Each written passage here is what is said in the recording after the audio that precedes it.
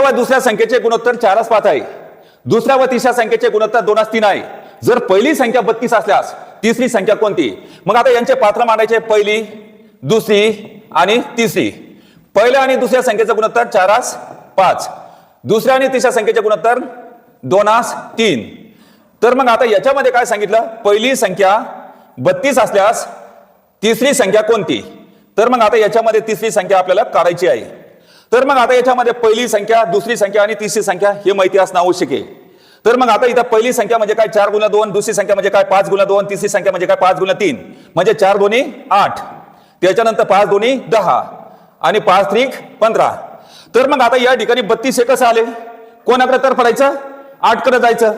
तर मग आता 8 काय म्हणा, मला गुन्ह्याला 4 कर, 8 चौक 32. जसं एक वाटा 4 आहे तसाच इथं एक वाटा उचलायचा 4 आणि 15 चौक किती? 60. तर तिसरी संख्या कोणती? 60. तर या ठिकाणी 60 हे उत्तर आलेलं आहे.